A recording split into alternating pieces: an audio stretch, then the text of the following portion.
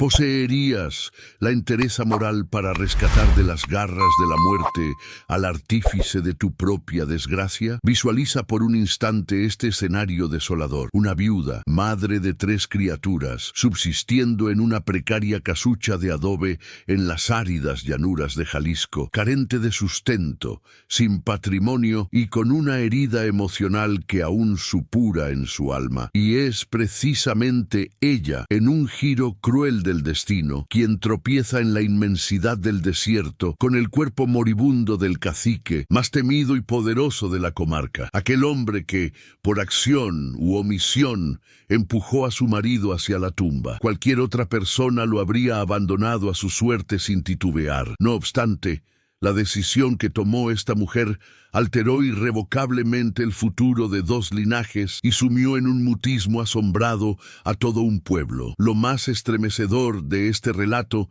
aún está por revelarse. Antes de sumergirnos en esta crónica que desafía la lógica, te invito a suscribirte al canal y a dejar tu me gusta, pues el desenlace te obligará a cuestionar tus cimientos sobre la justicia divina, la capacidad de perdón y la inquebrantable resiliencia del espíritu humano. Y comparte con nosotros en la caja de comentarios cuál es el acto de benevolencia más sublime del que has sido testigo. Corría una gélida madrugada de octubre de 1927, cuando Elena fue arrancada del sueño por el sollozo tenue de su hija menor. La pequeña Luna, una criatura de apenas 4 primaveras, temblaba incontrolablemente bajo una manta raída, buscando en vano un calor ausente en aquel humilde refugio de barro. El viento del desierto, implacable, se filtraba a través de las grietas de los muros con un silbido lúgubre, recordándoles a cada instante su propia vulnerabilidad. Elena se incorporó, sintiendo en sus huesos el peso de sus 30 años como si fueran el doble. Hacía exactamente 3 calendarios que la parca le había arrebatado a Javier, su esposo. Un incidente fatídico en los campos de agave de la Hacienda La Perla, según rezaba la versión oficial. Desde aquella fecha funesta, cada amanecer se transformaba en una contienda muda contra la inanición y la indigencia, una cruzada diaria por preservar el aliento de sus 3 vástagos, Sofía de 10 años, Mateo de 7 y la frágil Luna. Aquella choza, erigida con el esfuerzo de sus propias manos en un terreno baldío olvidado por Dios en los confines del pueblo, representaba el último vestigio de una existencia que antaño albergó esperanzas. Javier había sido reconocido como el gimador más destreza de la región, un hombre de nobleza y vigor cuyo único sueño era adquirir una parcela propia para cultivar su agave. Sin embargo, esa ilusión se desmoronó convirtiéndose en cenizas junto con él, aplastado, según decían, por una montaña de piñas de agave debido a su supuesta imprudencia. Elena arrastró sus pies descalzos sobre el suelo de tierra apisonada hasta el rincón que fungía de cocina. El panorama era desolador. Apenas un puñado de harina de maíz y un fragmento petrificado de piloncillo. Con esa precisión quirúrgica que solo la extrema necesidad instruye, fraccionó el exiguo alimento en 3 porciones minúsculas, destinadas exclusivamente a sus hijos. Ella, como dictaba su costumbre de madre sacrificada, abrazaría el vacío en su propio estómago. El hambre se había tornado en un dolor familiar, un compañero espectral en su viudez. Sofía, la primogénita, ya había abierto los ojos. Sus pupilas oscuras, espejo fiel de las de su padre, la escrutaban con una gravedad que no correspondía a su tierna infancia. Asistía a su madre en silencio, plenamente consciente de que los días de júbilo y ollas humeantes se habían desvanecido junto con Javier. Mateo despertó instantes después, restregándose el sueño y formulando la interrogante que se había instaurado como un rito matutino, una plegaria tejida de miedo y esperanza. «Mamá, ¿será hoy el día que consigas jornal en la hacienda?» Elena esbozó una sonrisa forzada que no alcanzó a iluminar su mirada, una mueca fatigada para enmascarar la brutal realidad. Había suplicado empleo en cada rancho y finca de la zona, pero el estigma de ser la viuda del gimador negligente la acechaba como una maldición bíblica. Las malas lenguas aseguraban que portaba el infortunio, que la tragedia era su sombra. Eran rumores despiadados, calumnias que se propagaban cual epidemia. Pero ¿quién prestaría oídos a una viuda desamparada y sin influencia? Lo más tortuoso era custodiar la verdad en el mutismo, una brasa incandescente que le calcinaba el pecho. Javier no pereció por descuido, murió porque Alejandro, el capataz de don Ricardo Villalobos, lo coaccionó a utilizar coas obsoletas y melladas para recortar gasto. Cuando Javier osó protestar, fue amenazado con el despido fulminante. Con 3 bocas que alimentar, se vio acorralado y selló su destino en aquel instante. No tuvo alternativa más que obedecer. Elena sacudió la cabeza para disipar los recuerdos amargos. Nada. Ganaba removiendo el fango del ayer. Debía enfocar su energía en el presente, en esas criaturas que dependían de ella para no sucumbir. Se cubrió con el único rebozo que conservaba cierta dignidad y trenzó su cabello azabache con firmeza, un gesto de pura determinación. Aquel día probaría suerte en un nuevo horizonte. Había captado murmullos de unas mujeres en el mercado sobre la Hacienda del Sol, dominio de los Mendoza, donde requerían lavanderas para la temporada de zafra. Era una esperanza tenue, un hilo de seda del cual pender, pero era su único asidero. Sofía, mi vida, vela por tus hermanos.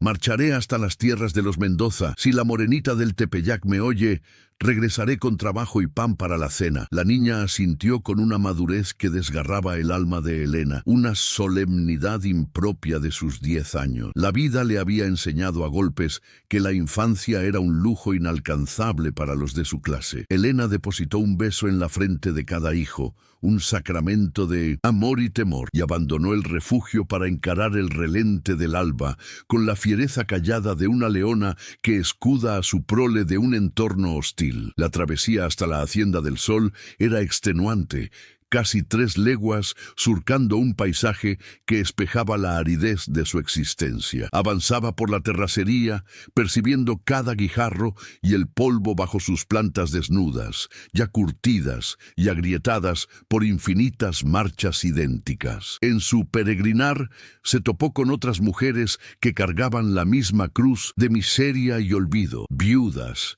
madres solas, parias, a las que la sociedad había negado el saludo. Intercambiaban leves inclinaciones de cabeza, un código de reconocimiento mudo, compartiendo tácitamente el gravamen de sus penas invisibles. El astro rey comenzó su ascenso despiadado, proyectando sombras longilíneas sobre el suelo estéril. Cada zancada suponía un suplicio, pero la visión de los rostros famélicos de sus vástagos la impelía a persistir, a no claudicar, aun cuando el desaliento amenazaba con devorarla desde las entrañas. El polvo se adhería a su piel transpirada y la sed empezaba a lijarle la garganta, mas ella continuaba imperturbable con la vista clavada en el horizonte, donde los dominios de los Mendoza auguraban una remota posibilidad de redención para los suyos. Era una procesión diaria tras un milagro, un mendrugo, una moneda que permitiera postergar la desesperación 24 horas más. Al arribar al imponente portón de la Hacienda del Sol, se topó con una hilera de mujeres aguardando bajo el sol calcinante. Todas pugnaban por la misma vacante, por la idéntica oportunidad de llevar sustento a sus hogares. Elena se integró a la fila, aguardando con una paciencia forjada en el crisol del sufrimiento, escrutando los rostros fatigados y expectantes que la rodeaban. Cuando por fin llegó su turno, el capataz, un sujeto corpulento de bigote profuso y mirada inquisidora, la barrió con la vista de arriba abajo, como si tasara ganado. ¿No es usted la viuda de Javier, el gimador que se desgració por torpe en los terrenos de don Ricardo Villalobos? Elena sintió la sangre bullir en sus venas, pero inclinó la cerviz, tragándose la bilis de la ira y la humillación. La necesidad de aquel empleo era imperiosa. Sí, señor, soy yo, pero le aseguro que soy diligente y honesta.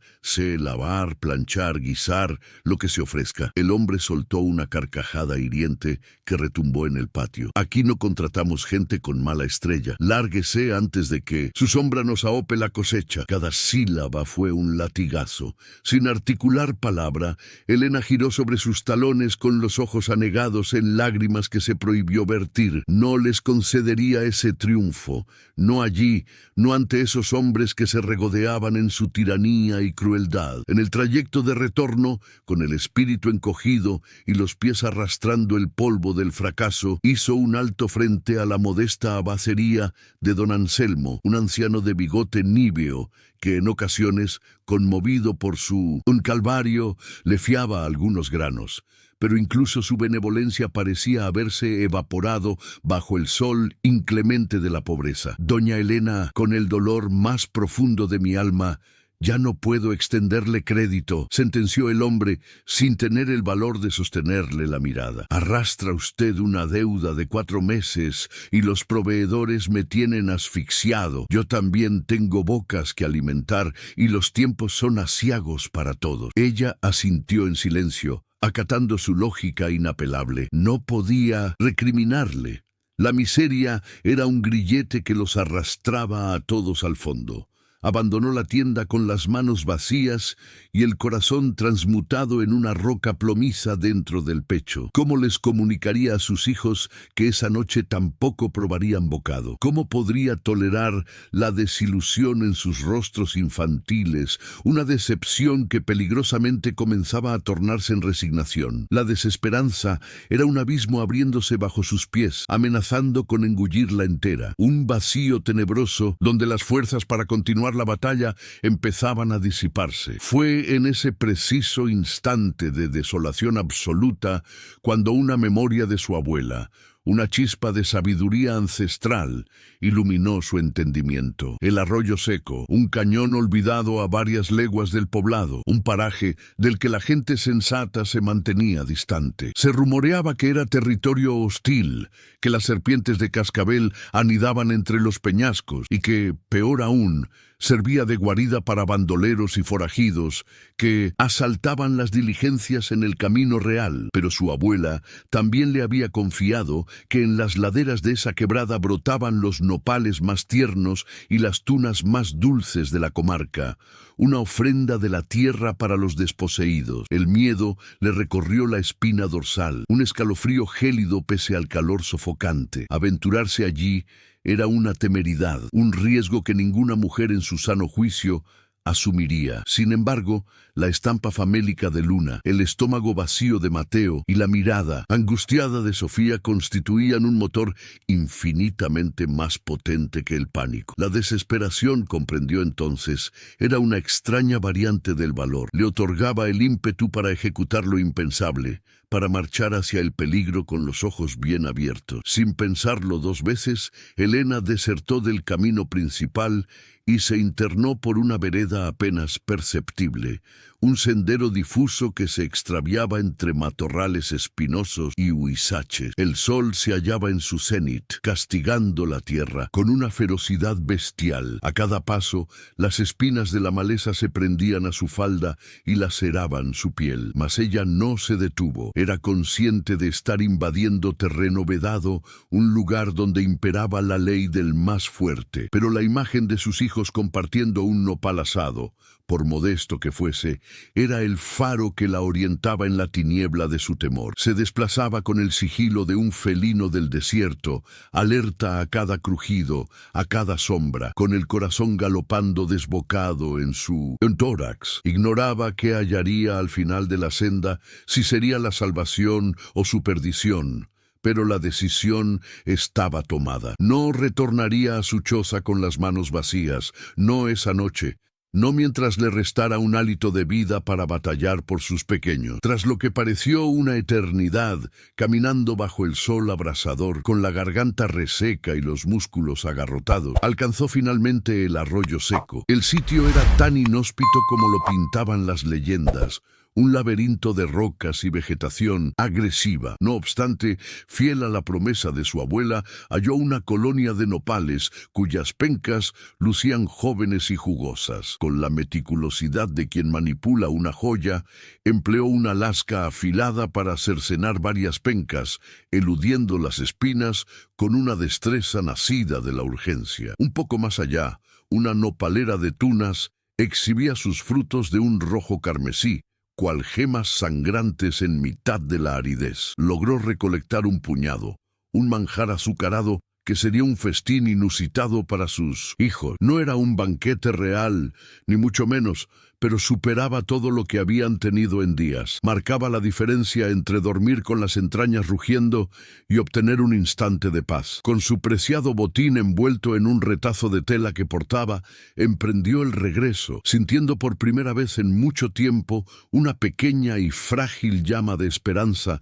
prendida en su corazón. Fue entonces, mientras se abría paso por la misma vereda oculta, cuando el silencio sepulcral del desierto fue hecho añicos por el estruendo de detonación. El sonido retumbó en las paredes del cañón, violento y próximo, seguido de alaridos ahogados y el relincho despavorido de un equino. Elena se arrojó al suelo por instinto, parapetándose tras una roca de granito, con el corazón martilleándole en los oídos con tal fuerza que temía ser descubierta por su propio pulso. Identificaba esos ruidos, no por vivencia propia, sino por las crónicas que narraban los arrieros en la plaza. Eran la melodía de una emboscada, la rúbrica de los bandoleros que infestaban la zona, hombres sin ley ni alma que vivían del pillaje y la sangre. Los gritos se aproximaron, amalgamados con el repique de cascos galopando erráticamente. Elena se contrajo aún más, estrechando los nopales contra su pecho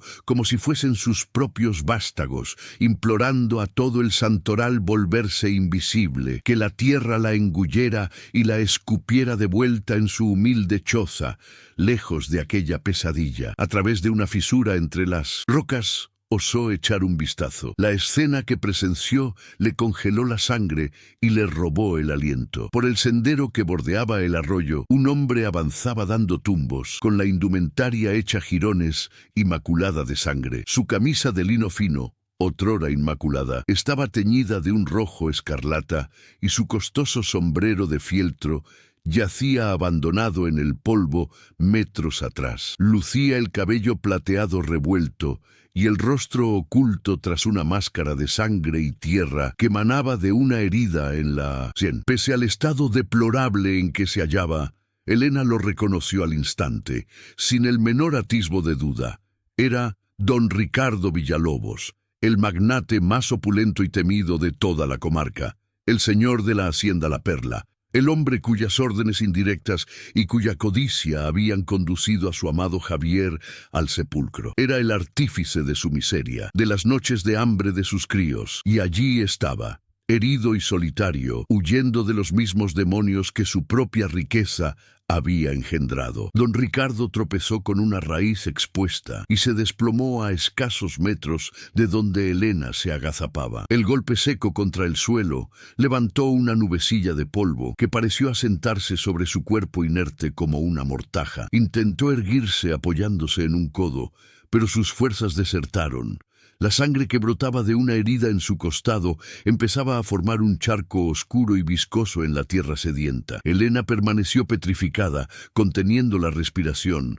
Allí, a su merced, yacía el hombre que había tejido su infortunio, el arquitecto indirecto del fin de Javier, la razón por la que sus hijos conocían el hambre mejor que los juegos. La justicia, reflexionó, una faceta sombría de su ser, a veces adopta formas insospechadas. Bastaría con permanecer inmóvil, en silencio, y permitir que el desierto o los bandoleros cobraran su deuda. Sería tan sencillo. Jamás nadie sabría que ella estuvo allí. Sería el epílogo de su calvario, una venganza servida en bandeja por el destino. El tosh hacendado gimió, un sonido grave y lastimero, mientras procuraba arrastrarse hacia la sombra de un mezquite. Fue entonces cuando sus ojos, nublados por el tormento y el pánico, se cruzaron con los de Helena a través de la rendija. No hubo reconocimiento en su mirada, solo la súplica desesperada de un ser humano al borde de la extinción. «Por favor», susurró con un hilo de voz que el viento casi disipó. «Ayúdeme, por piedad». Un huracán de emociones se desató en el interior de Helena. Cada noche de insomnio, cada humillación padecida, cada lágrima vertida por la ausencia de Javier, todo su dolor bramaba en su interior, exigiéndole que diera media vuelta y se marchara. Pero entonces la imagen de Sofía, Mateo y Luna se materializó en su mente con una claridad abrumadora. ¿Qué clase de lección les estaría legando? Que la vida de un hombre, sin importar sus pecados, carece de valor, que debían responder a la maldad con más maldad. ¿Era esa la mujer en la que anhelaba convertirse? ¿Alguien capaz de contemplar la muerte ajena sin mover un dedo? Los alaridos de los bandoleros se escuchaban cada vez más próximos, sus voces cavernosas rebotando en las peñas. Estaban peinando la zona, dándole caza. En ese instante crucial, Helena tomó su determinación, emergió de su escondrijo y corrió hacia él, con una fortaleza que desconocía poseer, una fuerza parida de la compasión que se negaba a morir, lo ayudó a incorporarse. «Venga conmigo». Rápido. El hacendado estaba prácticamente inconsciente, un peso muerto que apenas se sostenía. Helena lo arrastró alejándose del sendero, internándose en el laberinto rocoso. Conocía aquellas veredas secretas como la palma de su mano. Años de penuria la habían forzado a explorar cada rincón en busca de leña o hierba. Existía una pequeña grieta, no muy lejos de allí, oculta tras una cortina de cactus y arbustos espinosos. Era angosta y oscura, pero bastaría. Con un esfuerzo sobrehumano, logró introducir al corpulento hombre en el recoveco. Apenas se habían camuflado en la penumbra cuando oyeron a los bandoleros transitar justo por el sendero que acababan de abandonar. «¿Dónde diablos se metió ese viejo maldito?», vociferó una voz gutural cargada de frustración. «Debe haberse arrastrado hacia el arroyo para beber. Vamos, está herido, no puede haber ido lejos», replicó otro. Los pasos y las voces se alejaron rumbo al lecho seco del arroyo. Helena liberó el aire que no sabía que estaba conteniendo, pero el alivio fue efímero. La situación continuaba siendo crítica. Don Ricardo perdía sangre a raudales y su respiración era tenue y entrecortada. Sin vacilar, rasgó un trozo de su propia enagua, la tela más limpia que portaba, e improvisó un vendaje compresivo para la herida del costado. El hacendado entreabrió los ojos, enfocando con suma dificultad el rostro de su salvadora. «¿Quién es usted?», balbuceó, la confusión amalgamiéndose con el dolor. «Ahora no importa», respondió Helena con severidad. «Guarde silencio o nos descubrirán». Él obedeció, cerrando los párpados nuevamente, entregándose a la oscuridad. Helena contempló a aquel hombre poderoso, ahora reducido a un simple bulto de carne herida y vulnerable. Era una visión extraña, casi surrealista, verlo despojado de su aura de autoridad, de esa arrogancia que solía ostentar al pasearse por el pueblo en su carruaje de puras sangres. En la penumbra de la grieta no era don Ricardo Villalobos, el hacendado temido y venerado. Era solo un hombre luchando por cada bocanada de oxígeno, un mortal al borde del abismo. Aguardaron en silencio durante horas, un mutismo denso y plomizo, roto solo por los quejidos sofocados del hombre y el rumor del viento exterior. El sol comenzó a declinar, tiñendo el firmamento de matices naranjas y púrpuras, una belleza indiferente a la tragedia que se desenvolvía en las entrañas de la tierra. Conforme la luz diurna se extinguía, la condición de don Ricardo empeoraba visiblemente. Una fiebre traicionera comenzó a tiranizar su cuerpo, provocándole temblores incontrolables. Empezó a desvariar, murmurando vocablos inconexos sobre caballos, latifundios y dinero, un eco de la vida que se le escurría entre los dedos. Helena sabía que debía tomar una resolución. No podía abandonarlo allí, a merced de la noche, del frío del desierto y de las bestias que saldrían de cacería. Perecería antes del amanecer. Era una certeza matemática, pero tampoco podía trasladarlo al pueblo ni a su hacienda. Los bandoleros podrían tener espías vigilando los caminos, aguardando una oportunidad para culminar su obra. Solo le restaba una opción, una alternativa tan irónica que casi le arrancó una sonrisa amarga. Su choza, el lugar más humilde y miserable en kilómetros a la redonda, un refugio de adobe y paja en las afueras de las vastas tierras que, en parte, le pertenecían a él. Era un plan descabellado, casi suicida, pero era el único viable. La idea de que el hombre más acaudalado de la región se ocultaría en la pobreza más absoluta era una paradoja que solo el destino podía escribir. Esperar a que la noche cerrara por completo fue una tortura. Don Ricardo alternaba entre breves instantes de lucidez en los que la miraba con una mezcla de gratitud y profunda confusión, y largos periodos de delirio febril. Cuando finalmente la oscuridad fue total, cubriendo el paisaje con un manto de tinta china, Elena inició la tarea titánica del traslado. Apoyado en su hombro menudo, él apenas lograba dar unos pocos pasos antes de que sus piernas claudicaran. El trayecto que ella usualmente recorría en menos de una hora se transformó en una odisea de casi 3. Cada piedra, cada arbusto espinoso era un obstáculo monumental. El peso de su cuerpo era abrumador y en varias ocasiones estuvieron a punto de desplomarse. Pero Elena apretaba los dientes y persistía, impulsada por una terquedad que desconocía poseer. Al aproximarse a la loma donde se erigía su choza, divisó una pequeña y vacilante luz de vela filtrándose por la rendija de la puerta. Sus hijos estaban despiertos, aguardándola. Un nudo de angustia se le formó en la garganta. ¿Cómo les explicaría esto? ¿Cómo les pediría que auxiliaran al hombre cuya sombra había oscurecido sus vidas? Golpeó suavemente la madera improvisada de la entrada. «Sofía, soy yo. Abran la puerta. Hijos míos». La puerta cedió con un chirrido lastimero y el rostro de Sofía emergió en el umbral. Sus ojos se dilataron desmesuradamente al procesar la escena. Su madre, exhausta y cubierta de polvo,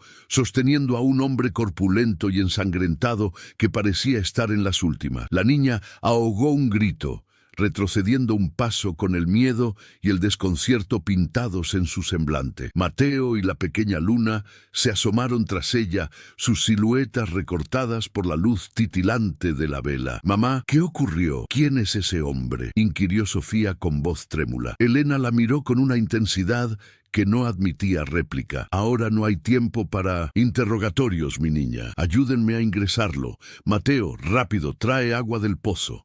Sofía, busca los trapos más limpios que tengamos.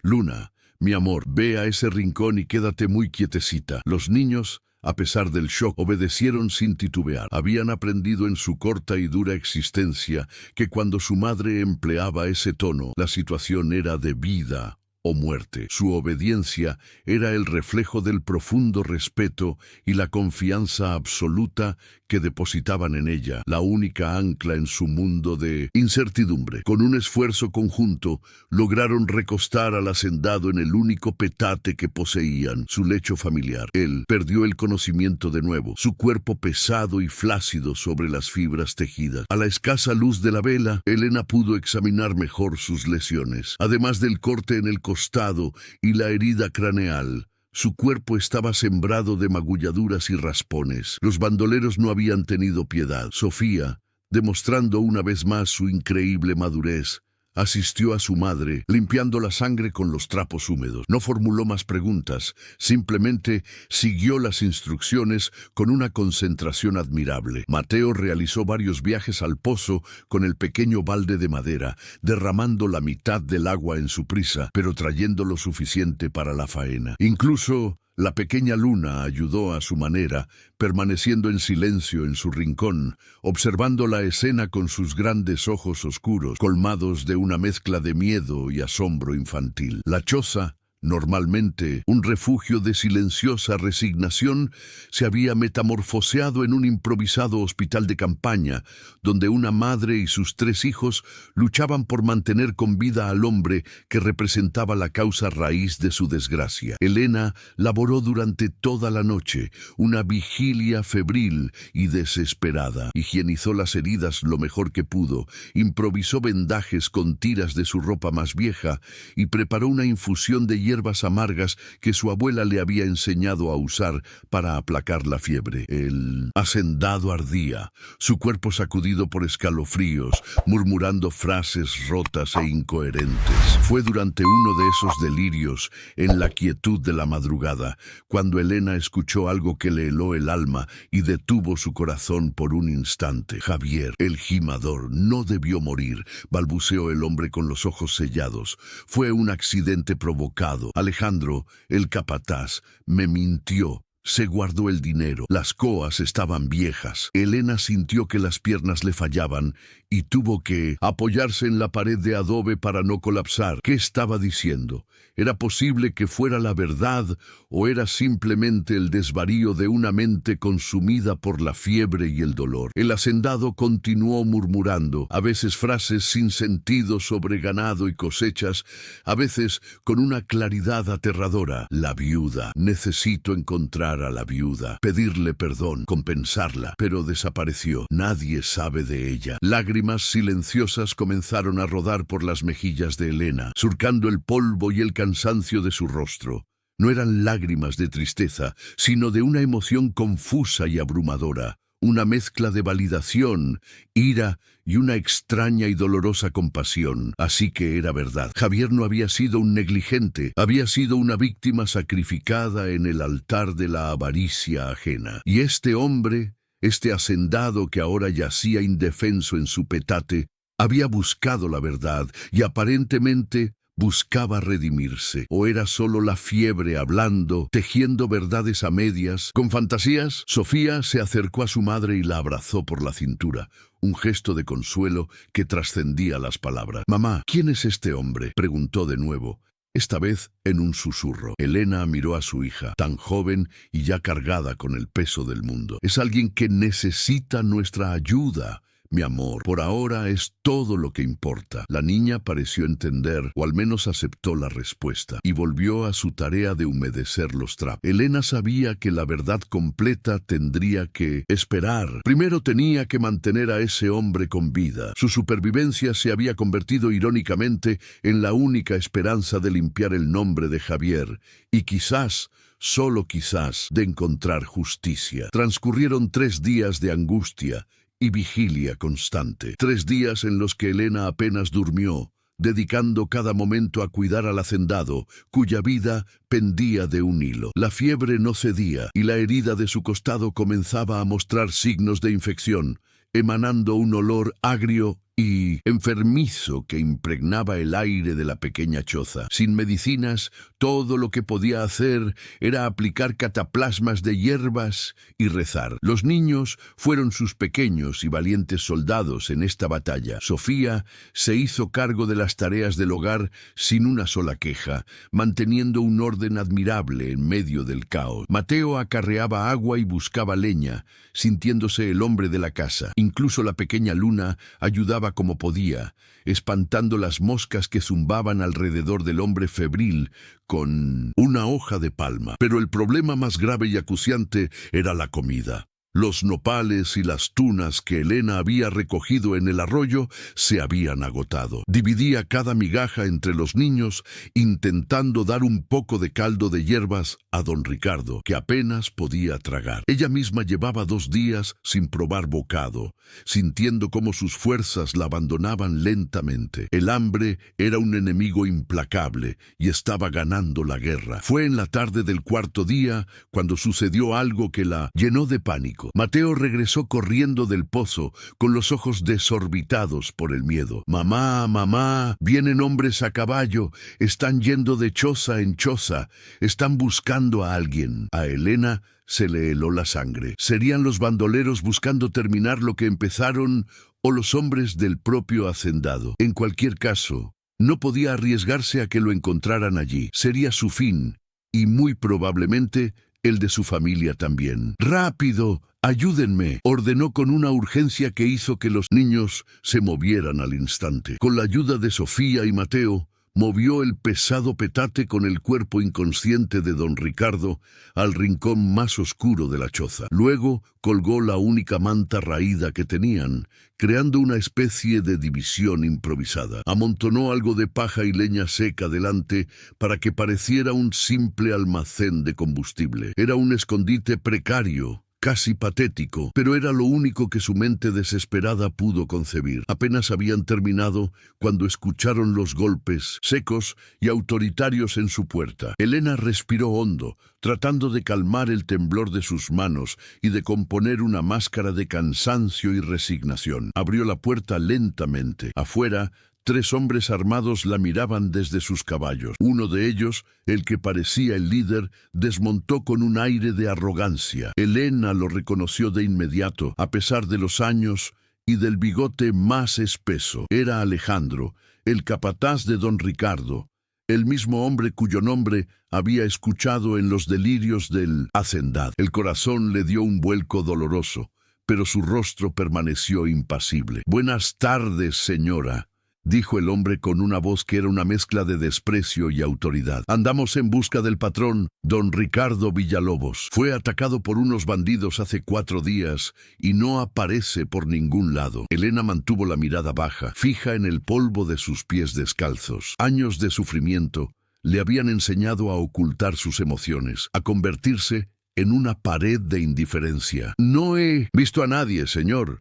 Vivo aquí sola con mis hijos. Casi nunca salimos de este pedazo de tierra». El capataz la miró con desconfianza, sus pequeños ojos recorriendo el interior miserable de la choza por encima de su hombro. «¿Está segura? Vimos huellas de los bandidos por esta zona. Si sabe algo y no lo dice, la consideraremos cómplice de ellos. Y ya sabe cómo se paga eso». La amenaza flotó en el aire, pesada y letal. Elena sintió un escalofrío, pero no vaciló. «Le juro por el descanso de mi esposo que no he visto nada, señor. Si supiera algo del patrón, sería la primera en avisar. Todos aquí sabemos de la importancia de don Ricardo». Su voz sonó sumisa, creíble. El hombre pareció sopesar sus palabras. Después de todo, ¿quién en su sano juicio podría imaginar que el hombre más rico de la comarca estaría escondido en aquel nido de miseria? Finalmente pareció satisfecho. «Si llega a ver o escuchar cualquier cosa, mande a uno de sus críos a la hacienda de inmediato. Hay una buena recompensa para quien nos dé una pista certera». Montó su caballo, le dirigió una última mirada de advertencia y se marchó junto a sus hombres, dejando tras de sí una nube de polvo y un silencio cargado de tensión. Elena cerró la puerta apoyando la espalda contra la madera y se deslizó hasta el suelo sintiendo que las fuerzas la abandonaban. El alivio era tan abrumador que casi le provocó náusea. Había estado a un suspiro de la catástrofe. Sofía la miraba con una pregunta muda en sus ojos oscuros, una pregunta que finalmente se atrevió a formular en un susurro. «Mamá, ¿por qué no les dijiste la verdad?». Elena se arrodilló frente a su hija, tomando su pequeño rostro entre sus manos. «Mi niña, a veces la verdad es mucho más complicada de lo que parece. El destino trajo a ese hombre hasta nosotros por una razón. No podemos entregarlo así, indefenso. No sería lo correcto». La niña frunció el ceño, su lógica infantil luchando contra la moral de su madre. «Pero mamá, dijeron que hay una recompensa. Podríamos comprar comida, mucha comida». La tentación era real. Una serpiente que se enroscaba en el estómago vacío. Elena lo sabía mejor que nadie, pero algo en su interior, quizás las enseñanzas de su abuela, quizás su propia conciencia, se lo impedía. «Sofía, mi amor, hay cosas que el dinero no puede comprar. Nuestra dignidad, nuestra conciencia limpia es lo único que nos queda, y eso no podemos venderlo nunca». Esa misma noche, las palabras de Elena a su hija parecieron ser puestas a prueba por un destino cruel. La condición de don Ricardo empeoró drásticamente. La fiebre se disparó a un nivel alarmante y su cuerpo, antes solo tembloroso, comenzó a ser sacudido por violentas convulsiones. Elena sintió que el pánico helado se apoderaba de ella. Si moría allí en su choza, ¿cómo lo explicaría?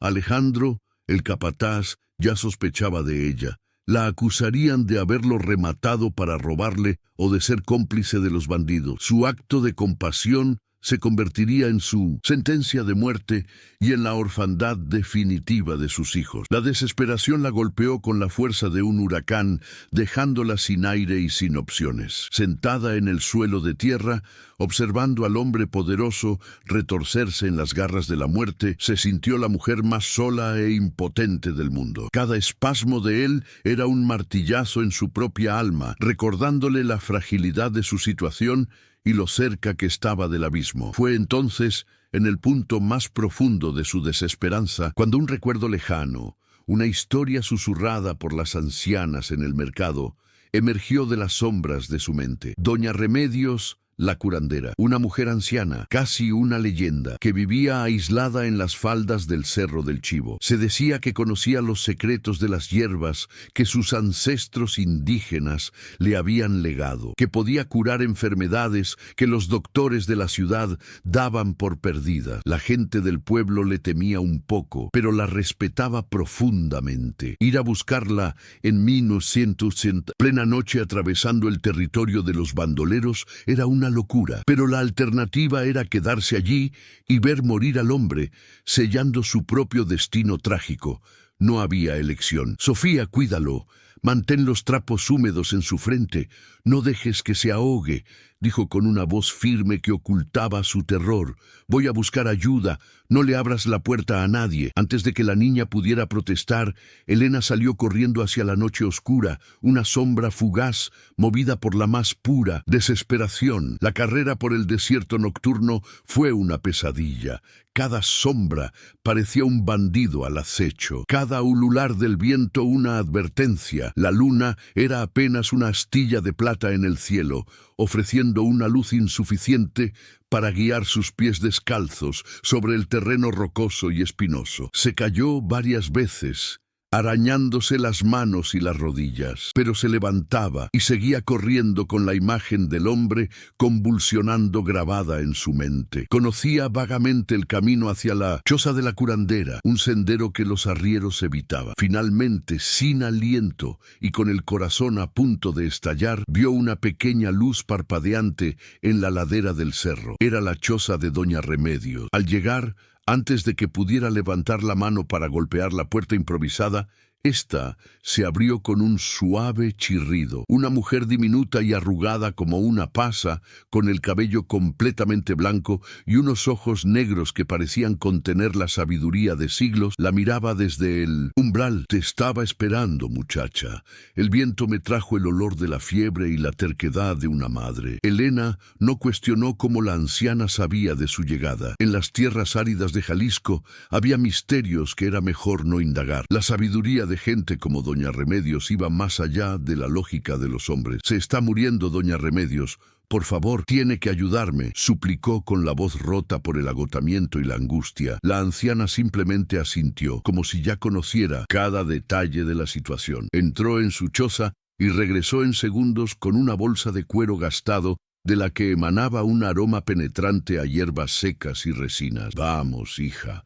El tiempo es un hilo delgado y está a punto de romperse. Caminaron de regreso juntas en silencio. El miedo de Elena no había desaparecido, pero la presencia serena y segura de la curandera a su lado era un bálsamo, una pequeña ancla en medio de la tormenta. Remedios se movía por la oscuridad con una familiaridad asombrosa, como si la noche fuera su elemento natural.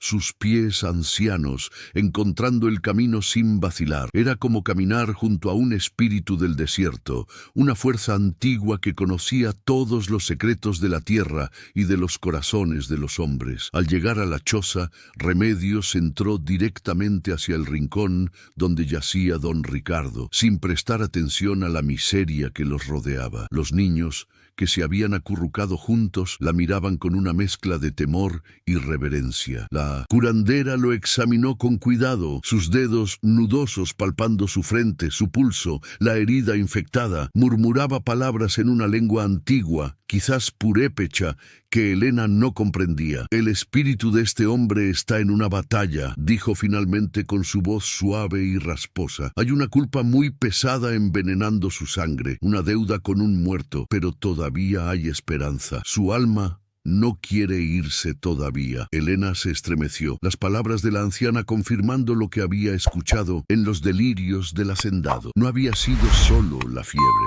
Había una verdad profunda y dolorosa luchando por salir a la luz. Doña Remedios comenzó su ritual. Molió hierbas en un pequeño molcajete, creando una pasta oscura y olorosa que llenó la choza con un aroma medicinal y terroso. Aplicó la cataplasma sobre la herida del costado y en la frente del hombre.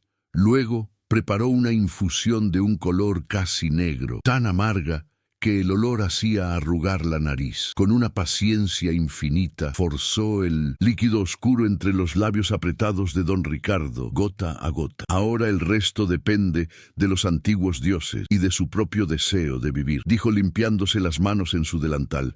Pero creo que se salvará. Hay un nudo sin desatar entre ustedes dos.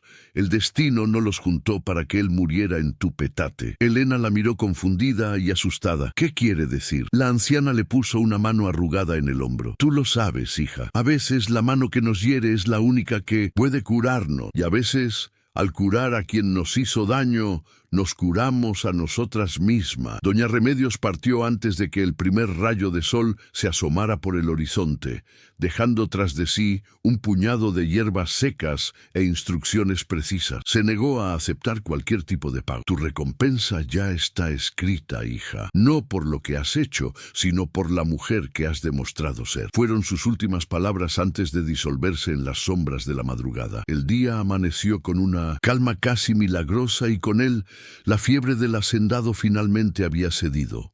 Abrió los ojos y esta vez su mirada era clara, lúcida, anclada de nuevo en el mundo de los vivos. Enfocó con dificultad el rostro cansado de Elena, que estaba moliendo las hierbas que la curandera le había dejado. Usted, dijo con una voz ronca pero firme, usted me salvó la vida. ¿Por qué lo hizo? Elena detuvo su labor y lo miró fijamente. Un largo y silencioso escrutinio. Porque era lo correcto, respondió. Simplemente su voz desprovista de emoción. Porque nadie merece morir solo y abandonado como un animal en el desierto. La respuesta no pareció satisfacerlo. Había una necesidad urgente en sus ojos, una necesidad de comprender el acto de bondad que desafiaba toda lógica. Pero ¿quién es usted? ¿Por qué arriesgaría su propia vida y la de sus hijos por un completo desconocido? Elena dudó por un instante. Revelar la verdad podría ser peligroso, pero su instinto y las palabras que él había murmurado en sus delirios sobre Javier la impulsaron a dar el salto al vacío. Él estaba demasiado débil para ser una amenaza y ella necesitaba con cada fibra de su ser saber la verdad completa. Era una deuda que se tenía a sí misma y a la memoria de su esposo.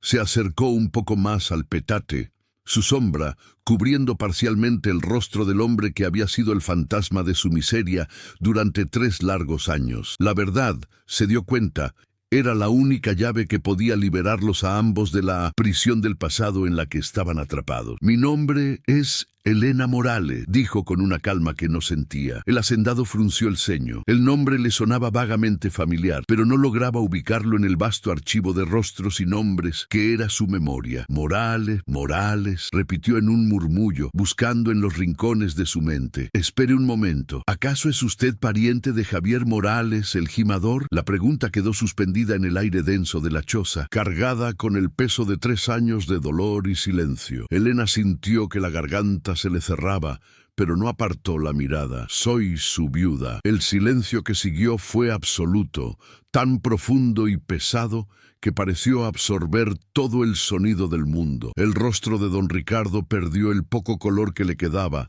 volviéndose de un blanco ceniciento, más pálido de lo que la fiebre lo había dejado. Sus ojos se abrieron desmesuradamente, llenándose de una emoción que Elena nunca esperó ver en él. un horror puro, un reconocimiento devastador y finalmente lágrimas. «Dios santo», susurró con la voz quebrada. Usted es la viuda que he estado buscando por todas partes, la esposa de Javier». «Sí», respondió Elena, su voz apenas un soplo de aire. «Soy yo». El hacendado la miró con una mezcla de incredulidad y asombro. «Y aún así, aún sabiendo quién soy, sabiendo que usted me salvó la vida?» «Sí». La simple afirmación pareció golpearlo con más fuerza que cualquier acusación. Intentó incorporarse como si un impulso de honor lo obligara a ponerse de pie ante ella, pero su cuerpo herido lo traicionó. Cayó de nuevo sobre el petate, vencido, y las lágrimas que habían asomado a sus ojos comenzaron a correr libremente por sus sienes,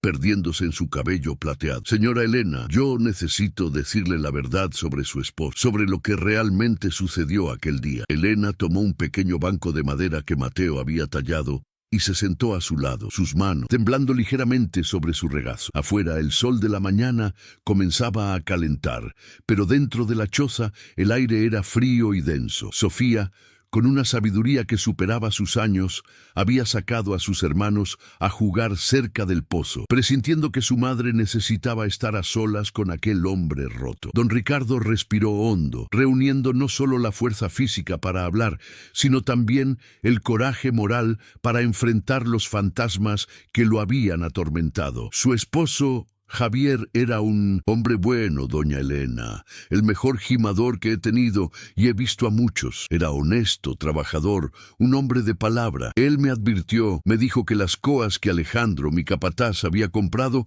eran de mala calidad, que las hojas estaban mal afiladas y los mangos agrietados. Me dijo que era un peligro para los hombres. Hizo una pausa, luchando contra un espasmo de tos y la emoción que le embargaba la voz. Yo había destinado una buena suma de dinero para equipo nuevo, el mejor que se podía conseguir. Pero Alejandro, el hombre en el que confié durante casi 20 años, el que hoy me busca supuestamente para salvarme, se quedó con la mayor parte del dinero. Me presentó facturas falsas, me aseguró que el equipo era de primera y yo le creí. ¿Por qué iba a dudar de él? Elena sintió que su corazón se aceleraba. Cada palabra del hombre confirmaba la verdad que había anidado en su alma como una certeza dolorosa. La verdad que la había convertido en una paria. Cuando ocurrió el derrumbe, yo estaba de viaje en Guadalajara. Regresé en cuanto me enteré. Alejandro me juró que Javier y los otros hombres, por querer terminar antes, habían apilado las piñas de agave sin cuidado, que la ambición los había matado, y yo le creí. Era más fácil creerle. El hacendado tosió de nuevo y Elena, en un gesto casi instintivo, le acercó un cuenco con un poco de agua. Pero algo no encajaba. La historia tenía fisuras. Javier no era ambicioso de esa manera. Su única ambición era su familia. Así que hace unos 8 meses comencé a investigar por mi cuenta. En secreto, descubrí la verdad. Alejandro no solo robó el dinero del equipo, sino que amenazó a los hombres para que trabajaran más rápido, y así él poder cobrar una bonificación por productividad. Lágrimas silenciosas corrían por el rostro de Elena, pero esta vez no eran de dolor o confusión, sino de una catarsis amarga y profunda. La confirmación de lo que su corazón siempre había sabido era, al mismo tiempo, una liberación y una herida que se abría de nuevo. La pesada carga de la vergüenza y la calumnia que había llevado sobre sus hombros durante 3 años se desvanecía, pero en su lugar quedaba el dolor desnudo y afilado de la injusticia. Javier, su Javier, no había muerto en vano, sino como un hombre honorable que había intentado proteger a sus compañeros. Yo despedí a Alejandro en cuanto lo supe, continuó don Ricardo con la voz ahogada por la vergüenza. Pero lo hice en secreto para no causar un escándalo que manchara el nombre de la hacienda. Fui un cobarde, lo sé. Después comencé a buscar a las familias de los otros gimadores que murieron. Quería compensarlas, pedirles perdón. Usted fue la única a la que nunca pude encontrar. Me dijeron que se había marchado de la región. Elena negó con la cabeza. Nos echaron de la pequeña casa que nos daba la hacienda al día siguiente del entierro. Vine a esta choza porque era el único lugar que nadie quería. Tierra maldita, le decían. El hacendado cerró los ojos. una expresión de profundo dolor cruzando su rostro. La imagen era devastadora en su simplicidad. Mientras él vivía en su casona de 20 habitaciones, rodeado de lujos que no podía ni contar, la viuda y los hijos del hombre cuya muerte pesaba sobre su conciencia estaban sobreviviendo en una choza sobre tierra maldita, pasando hambre por su culpa, por su negligencia. Usted no lo sabía, dijo Elena, más como un intento de consolarse a sí misma que a él. Pero debía haberlo sabido, replicó él con una ferocidad inesperada. Era mi responsabilidad.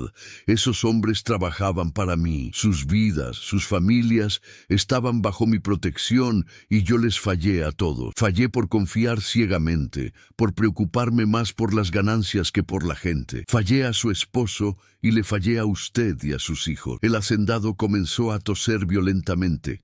El esfuerzo de la confesión, agotando sus pocas fuerzas. Elena, movida por un instinto que iba más allá del rencor, lo ayudó a acomodarse, asegurándose de que las heridas no se hubieran reabierto.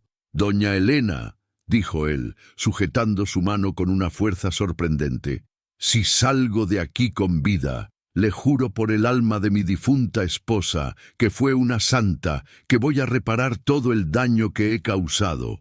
Usted y sus hijos no volverán a pasar una sola necesidad por el resto de sus vidas». Ella intentó retirar la mano, incómoda. «No quiero su caridad, don Ricardo». «No es caridad», insistió él, apretando su mano con más fuerza. «Es justicia. Es lo mínimo que un hombre puede hacer para empezar a limpiar su alma. Su esposo debió haber sido mi socio, no mi empleado. Tenía la inteligencia y la visión. Si no hubiera sido por mi ceguera y mi comodidad, él estaría vivo y ustedes serían una familia próspera. Acepté las mentiras de Alejandro porque eran convenientes, porque la producción no se detenía y el dinero seguía entrando. En ese preciso momento, los niños regresaron rompiendo la densa atmósfera. Luna corrió hacia su madre y se abrazó a sus piernas, mirando al hombre en el petate con curiosidad infantil. El hacendado observó a los 3 niños con una nueva perspectiva. Ya no eran solo niños pobres, eran los huérfanos que su negligencia había creado. «Son unos niños hermosos, doña Elena», dijo con voz suave. «Sofía tiene su entereza, Mateo la mirada decidida de su padre, y la pequeña tiene la sonrisa de Javier». En los días subsiguientes a la confesión, el aire viciado de la pequeña choza se transformó. La cólera que Elena había portado como escudo durante 3 largos años empezó a diluirse, no del todo, pero cediendo espacio a un tapiz complejo de emociones que apenas lograba descifrar: compasión, resentimiento y un nexo extraño e innegable con el hombre destrozado en su jergón. El coronel, por su parte, atestiguaba con ojos nuevos la rutina callada de aquella familia moldeada en la adversidad. Contemplaba cómo Elena fraccionaba la comida exigua en raciones exactas, asegurando que los niños comieran primero, quedando ella con el estómago hueco. Veía a Sofía, tan prematura, atendiendo a sus hermanos con la autoridad y ternura de una madre en miniatura. Observaba a Mateo, intentando asumir el rol de hombre de la casa con sus escasos 7 años, reparando lo posible con trozos de alambre y madera, y miraba a la pequeña Luna, que debiera ser un torbellino de risas, ya marcada por una gravedad ajena a su edad. Cada una de estas estampas era una daga en su conciencia, un recordatorio vívido de la deuda impagable que había contraído. Una tarde, mientras Elena había salido por agua, una tarea cada vez más riesgosa, Sofía se aproximó al lecho del coronel, clavando en él sus inmensos ojos oscuros. «¿El señor va a delatarnos por haberlo escondido?», preguntó con una franqueza que desarmaba. El coronel la miró, atónito ante la interrogante. «¿Delatarlo? Niña, ustedes salvaron mi existencia, mintieron a mis hombres y obraron el bien. Escúchame, Sofía. Tu madre es una mujer extraordinaria. Tras todo lo que le hice, podría haberme dejado expirar en aquel barranco, mas no lo hizo. Eso demuestra la calidad de su alma y la tuya también por asistirla». La niña se sonrojó levemente, un raro destello de su infancia hurtada. «Mamá dice que siempre debemos hacer lo correcto, aunque sea lo más difícil del mundo. El coronel sintió un nudo en la garganta. Tu madre tiene toda la razón. Yo olvidé esa lección por mucho tiempo, pero ella me la ha enseñado de nuevo. Mateo, alentado por su hermana, se acercó también, aún con recelo. ¿Es verdad que usted es el hombre más rico de toda la provincia? Dicen que sí, respondió el coronel. Entonces, ¿por qué los bandoleros lo atacaron? Porque el dinero atrae la codicia, muchacho, y la codicia casi siempre acarrea violencia. Pero, ¿sabes algo?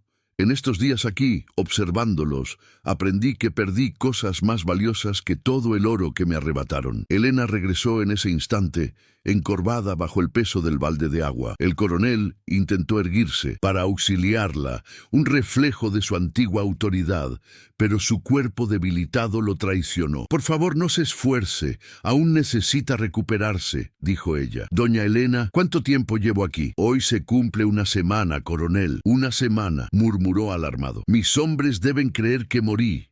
Mis primos, que son como buitres, deben estar maniobrando para apoderarse de mis tierras. Necesito enviar un mensaje. Es demasiado peligroso, replicó ella. Los bandoleros o los hombres del capataz aún pueden estar vigilando. Tiene razón, pero si no hago nada, todo por lo que mi padre trabajó se perderá. El dilema flotaba en el ambiente, denso y sin solución aparente. Fue Sofía quien, con su lógica infantil y su valentía recién descubierta, ofreció una salida. Mamá, ¿y si fuera yo? Nadie sospecharía de una niña.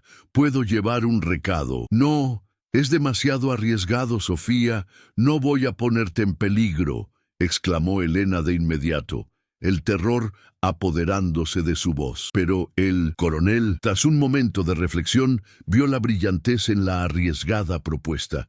Espere, Elena, la niña tiene razón. Nadie sospecharía de una criatura. Pensarían que va al mercado o a jugar. Podría escribir una nota breve con mi sello. Solo tendría que entregarla al padre Francisco en la iglesia del pueblo.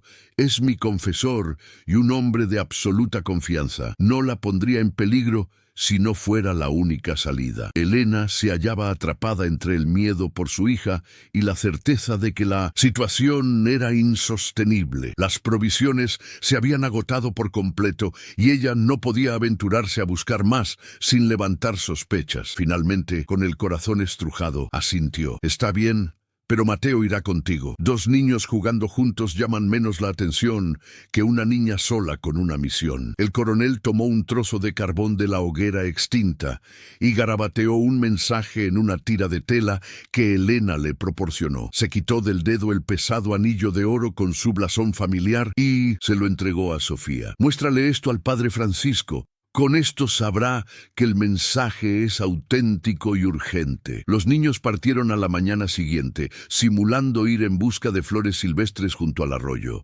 Elena pasó el día entero en un estado de angustia insoportable.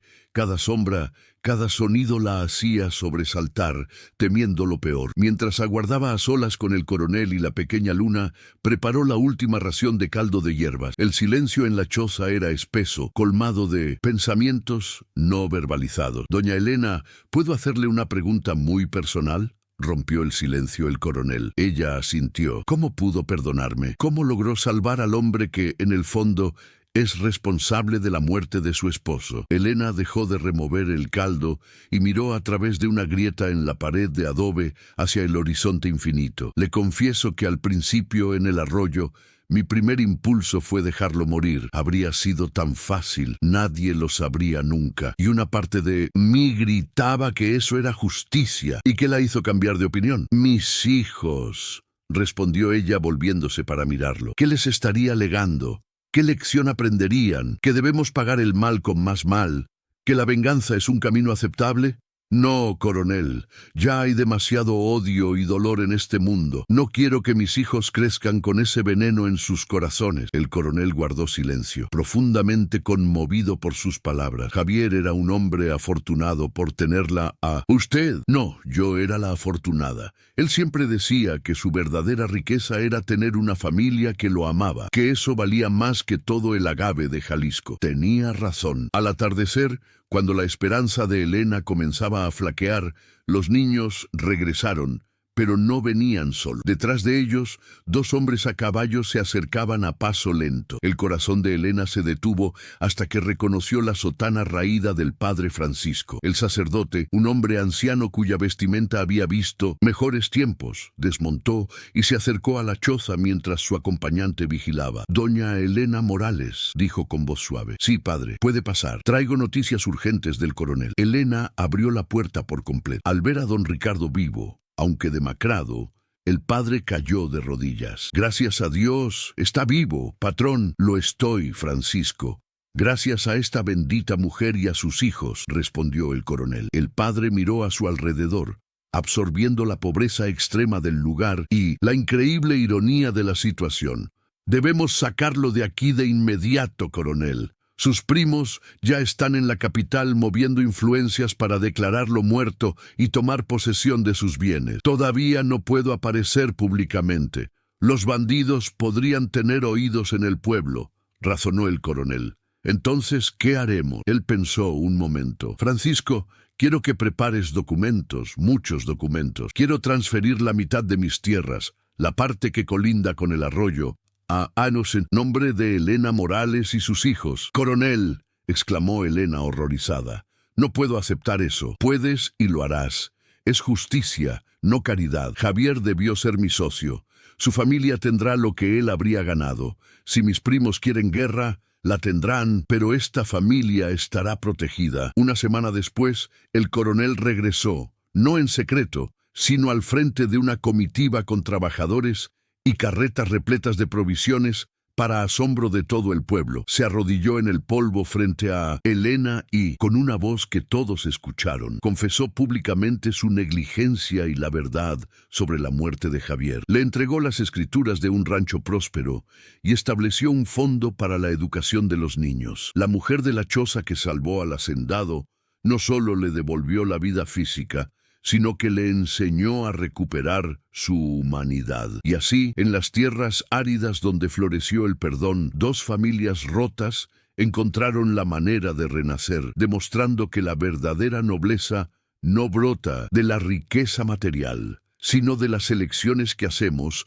cuando nos enfrentamos a la oscuridad de nuestro propio corazón. Y así concluye nuestra crónica, un relato sobre el poder del perdón para cicatrizar las heridas más profundas y la fuerza de una madre para reescribir el destino. Pero ahora anhelo conocer tu opinión. ¿Qué habrías hecho en el lugar de Elena? ¿Habrías salvado al hombre que creías responsable de tu tragedia? ¿Crees en las segundas oportunidades y en la justicia que, aunque tardía, siempre llega? Comparte tus reflexiones y tus propias historias de redención en los comentarios. Conectemos como una comunidad que apuesta por la bondad, incluso en los tiempos más sombríos. Si esta historia tocó tu fibra sensible y te invitó a la reflexión, te exhorto a suscribirte al canal y activar las notificaciones. Cada semana traemos narrativas como esta, extraídas del alma de nuestra gente, que te recordarán el increíble poder del espíritu humano. Gracias por acompañarnos